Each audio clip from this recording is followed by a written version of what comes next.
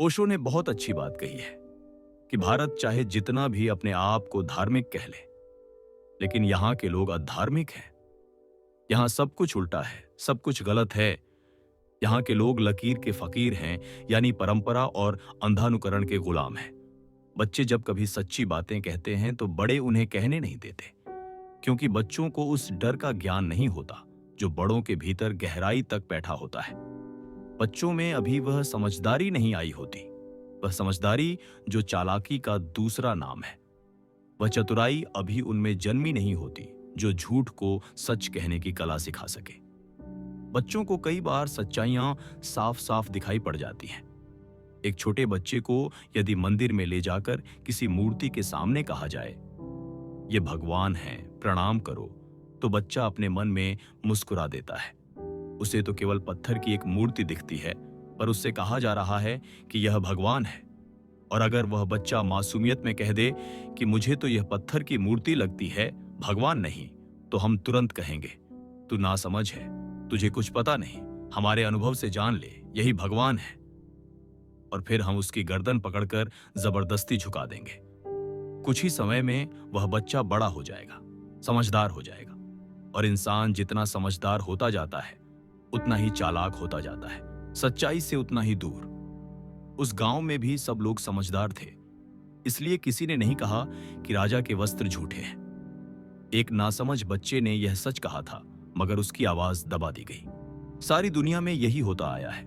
मनुष्य को डर के जरिए अनेक झूठ सिखा दिए गए हैं, और भीड़ के दबाव में कोई भी व्यक्ति इतनी नैतिक हिम्मत नहीं जुटा पाता कि वह अकेला खड़ा होकर कह सके, यह झूठ है, यह सच है।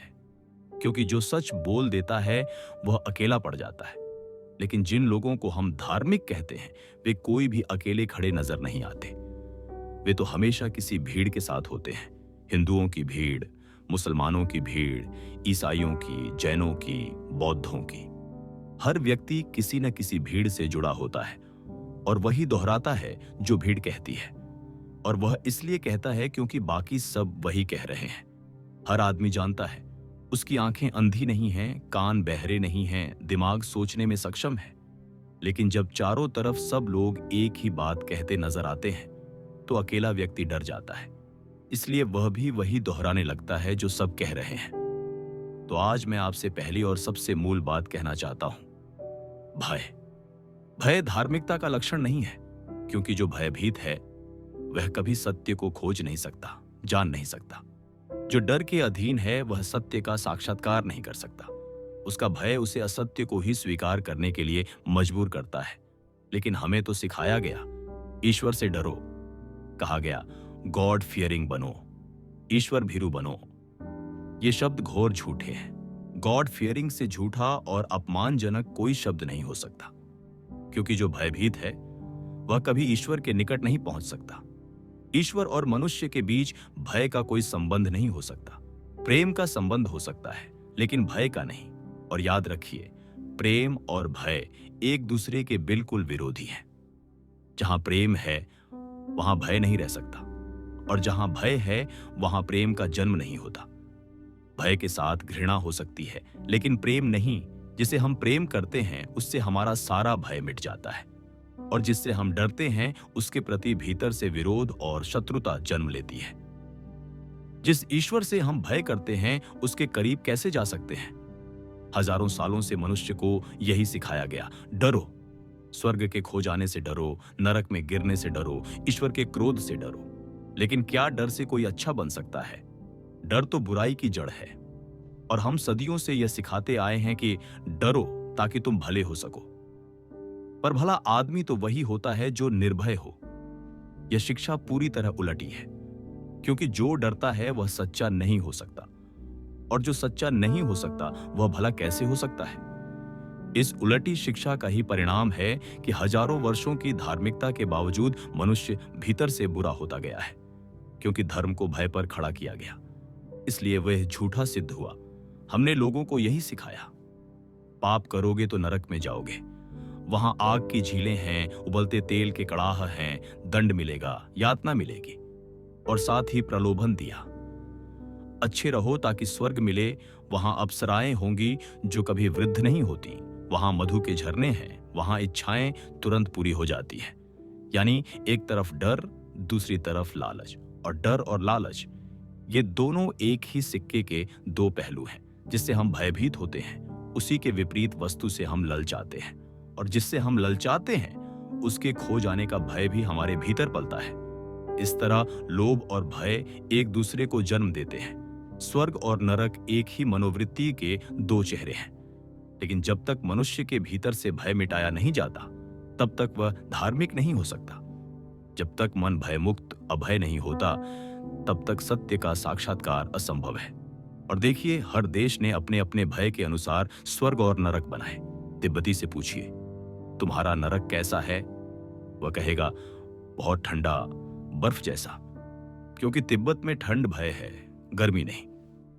वहां के लोग ठंड से त्रस्त हैं, इसलिए उनके नरक में आग नहीं, बल्कि जमी हुई बर्फ है। ऐसी बर्फ जो कभी पिघलती नहीं। वह कहते हैं, जो पाप करेगा उसे उसी बर्फीले नरक में डाल दिया जाएगा। और अगर भारतवासी से पूछो, तुम्हारा नरक कैसा है? तो वह कहेगा, बहुत गर्म, आग से भरा हुआ। क्योंकि भारत में गर्मी भय है, ठंड नहीं। भारत का आदमी गर्मी से परेशान है, इसलिए उसने अपने नरक में आग भर दी। वह कहता है, वहां अग्निकुंड है, वहां जलते हुए अंगारे हैं, वहां पापियों को उबलते तेल में तला जाएगा, जलाया जाएगा। हर देश ने अपने भय के अनुसार नरक रचा और उसी के उलट स्वर्ग की कल्पना की। जिस चीज से हम सबसे अधिक डरते हैं, स्वर्ग में वही चीज सुख बन जाती है। जिससे हम भयभीत हैं, उसके विपरीत को हम आनंद मान लेते हैं।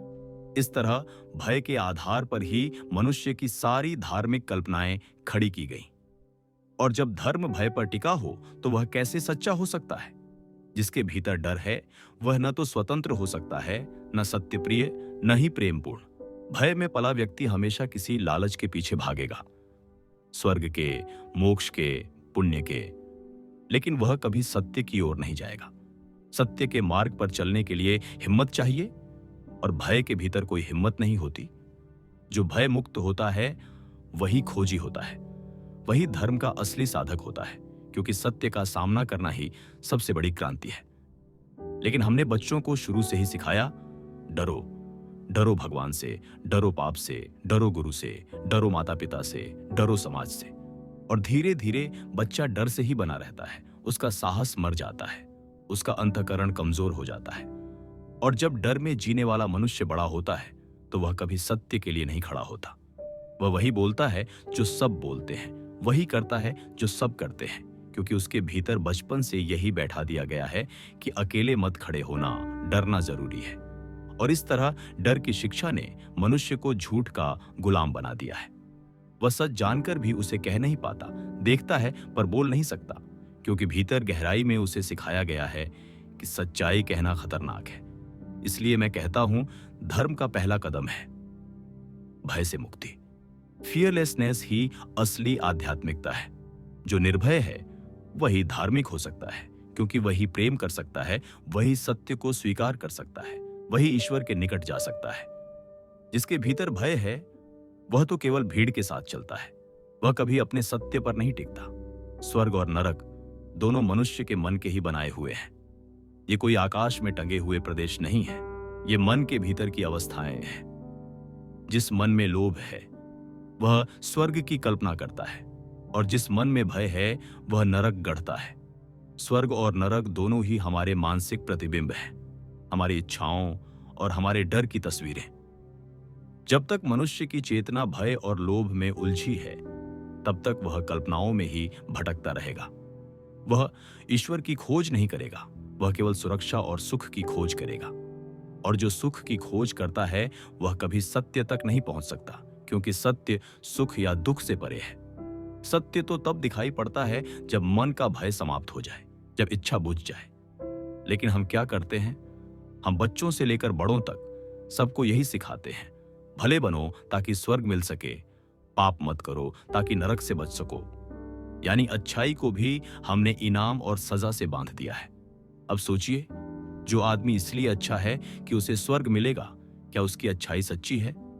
वह तो सौदेबाजी है, व्यापार है। और जो इसलिए पाप से बचता है कि नरक में जलना न पड़े, उसका धर्म क्या सच्चा है, वह तो डर की दीवारों में कैद है।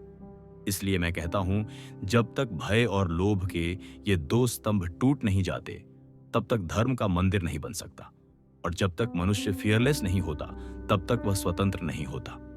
स्वतंत्रता ही धर्म का मूल है, न कि भय, न कि प्रलोभन। सच्चा धार्मिक व्यक्ति न स्वर्ग चाहता है, न नरक से डरता है। वह केवल सत्य चाहता है, और जो सत्य चाहता है वह निर्भय होकर ही चल सकता है, क्योंकि सत्य का मार्ग अकेला होता है। वह मार्ग भीड़ का नहीं है। भीड़ को सुविधा चाहिए, सुरक्षा चाहिए। भीड़ को सत्य नहीं चाहिए। भीड़ चाहती है कि कोई उसे दिशा दे, कोई उसे नियम दे, ताकि उसे सोचना न पड़े, उसे सामना न करना पड़े। लेकिन खोजी व्यक्ति सोचता है, प्रश्न करता है और अपने अनुभव से जानता है। उसके लिए कोई दूसरा मार्गदर्शक नहीं, उसकी अपनी चेतना ही उसका मार्गदर्शन करती है। इसलिए मैं कहता हूं, अगर तुम सच में धार्मिक होना चाहते हो तो पहले अभय हो जाओ।